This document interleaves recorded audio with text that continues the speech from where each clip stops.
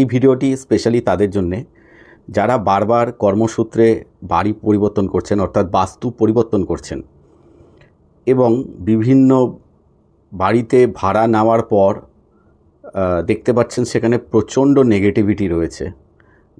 যখনই আপনারা বাড়ির বাস্তু চেঞ্জ করবেন বা দোকানের বাস্তু চেঞ্জ করবেন, যে কোনো অনলাইন মার্কেট প্লেস থেকে আপনারা একটা কীর্তিমুখের আকৃতি কিনে নিন এবং সেটা আপনাদের বাড়ির দরজার সামনে, যেই বাড়িতে বা যেই দোকানে আপনারা নেগেটিভিটি ফিল করছেন তার মাথার মধ্যে, দরজার মাথায় লাগিয়ে রাখুন।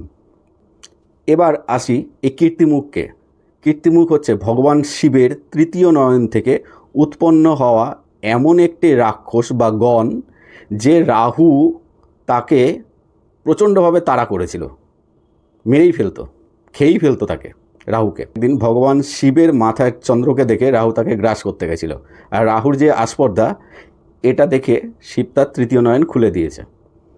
এই তৃতীয় নয়ন খুলে যাওয়ার পর যেই বিকট গণ আবিষ্কার হয়েছিল বা উদ্ভব হয়েছিল তার নাম হচ্ছে কীর্তিমুখ।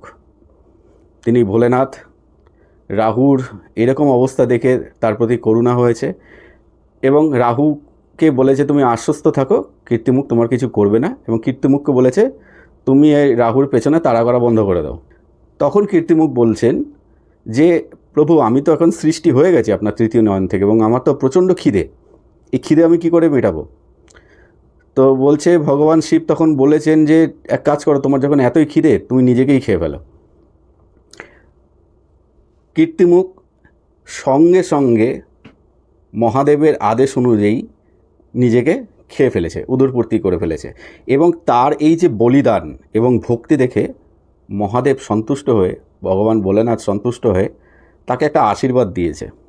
যার দরজাতে তুমি রক্ষাকর্তা হিসাবে তোমাকে রাখা হবে, তার যে বাড়ির বাস্তুর বা বাইরের থেকে আগত কোনো রকম যদি এই রাহুর মতো উৎপাত উপদ্রবের মতো কোনো নেগেটিভিটি যদি আসে, সেটা তুমি খেয়ে ফেলবে, ওটাতে তোমার উদরপূর্তি হবে এবং মানব সমাজে তুমি কীর্তিমুখ নামে পরিচিত হবে।